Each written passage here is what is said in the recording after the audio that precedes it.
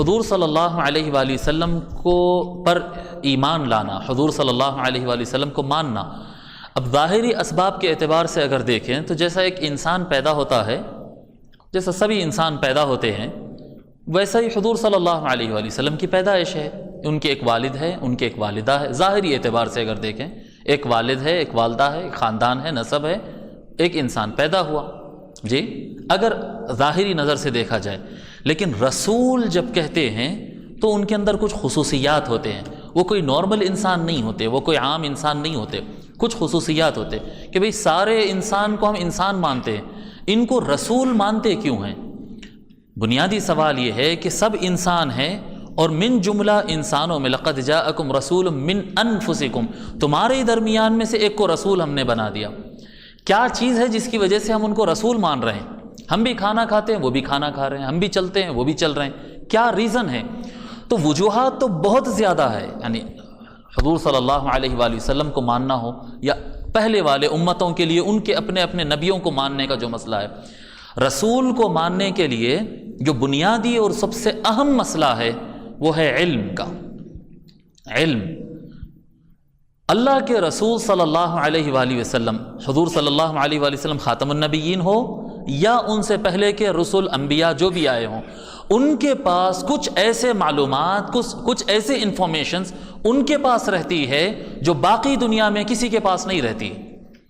انی اعلم ما لا تعلمون، یہ ہر نبی نے کہا اپنی امت سے کہ میرے پاس وہ علم ہے، مجھے وہ اطلاع ہے، میرے پاس وہ نیوز ہے، وہ خبر ہے، اوتھینٹک ذریعے سے، اعتماد کیے ہوئے ذرائع سے، ایسی پکی خبریں میرے پاس ہے جو تم کو نہیں مل سکتی. اللہ کے نبی پر، کسی نبی کے علم پر گفتگو کرنا، بحث کرنا، یا یہ تصور کرنا کسی نبی کے علم میں کمی ہے، یا یہ تصور کرنا کہ کسی نبی کے علم میں شک ہے، یا کسی کے نبی کے علم میں غلطی ہو سکتی ہے، یہ شک کرنا ڈائریکٹ اس کے رسالت میں شک کرنا ہوتا ہے.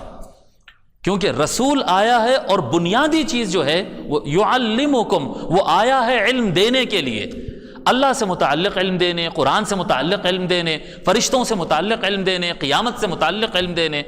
بنیادی جو کام ہے ایک نبی اور رسول صلی اللہ علیہ وآلہ وسلم کا، سارے انبیاء اور رسل کا جو بنیادی کام ہے وہ ہے علم پہنچانا. علم پہنچانا. شیطان ہمیشہ اس بات پہ لگا ہوا رہتا ہے کہ لوگ کا تعلق، امتیوں کا تعلق اپنے نبیوں سے ٹوٹ جائے ہر امت میں.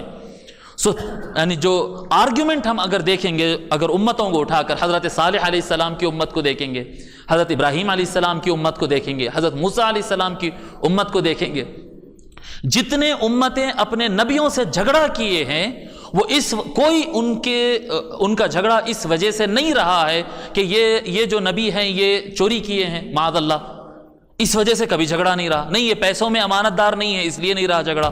نہیں، ان کے اخلاق اچھے نہیں اس وجہ سے جھگڑا نہیں رہا.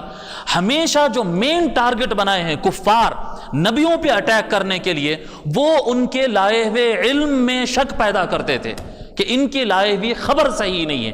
ان کے پاس جو انفارمیشن اور علم ہے، اگر وہ علم کو مان لیا جائے تو پھر مسلمان ہو گیا.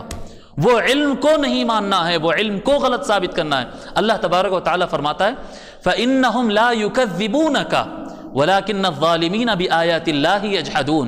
فرماتے ہیں اے مصطفیٰ صلی اللہ علیہ وآلہ وسلم، یہ لوگ آپ کی ذات کو نہیں جھٹلاتے ہیں. فَإِنَّهُمْ لَا يُكَذِّبُونَكَ، ذات مصطفیٰ کو تو مانتے ہیں، یہ الصادق ہے، یہ الامین ہے.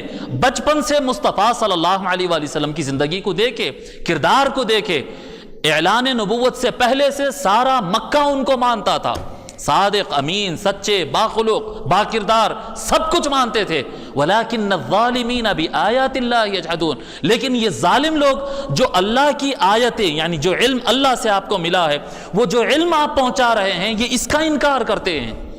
یعنی بنیادی ظلم اور بنیادی کیا کہتے ہیں کفر کا مادہ جو شیطان ڈالتا ہے انسان کے اندر، وہ نبی کے علم میں شک کرنا، نبی کے علم کو کم سمجھنا، یہ ایک شیطانی حربہ ہے، شیطانی چال ہے. نہیں، ہم نبی کو تو مانتے ہیں، پر وہ جو بات بول رہے ہیں اس میں پہلے تو ایسا ہوتا تھا ڈائریکٹ کافر ہے تو ہم ان کی بات کو نہیں مانتے. اب اگر کلمہ پڑھ کے اندر آ جائے، اسلام کی سرکل میں آ جائے، تو شیطان یہ تو نہیں کہلوا سکتا نا کہ ہم نبی کی بات کو نہیں مان سکتے، یہ تو نہیں کہلوا سکتا شیطان. تو ایک اسٹیپ پیچھے ہٹ کے یہ نکالتا ہے امتی کی زبان سے کہ نبی کے نالج میں غلطی بھی ہو سکتی ہے، نبی کے علم میں بھول بھی ہو سکتی ہے. اس طرح کے شبہات پیدا کرتے ہیں. رسول آیا ہے، بنیادی کام ہے اس کا علم پہنچانا. اگر کوئی اس کے رسول کے، نبی کے علم میں شک کرتا ہے، اس کا معنی یہ ہے کہ وہ ایمان بالرسول میں دراڑ پڑ گئی ہے. علم سب سے، یعنی العلم علم النبی اساس الایمان. جی کسی بھی نبی کا علم اس کی نبوت اور رسالت کی بنیاد ہوتا ہے، بنیاد ہوتا ہے، یہ بنیادی چیز ہے.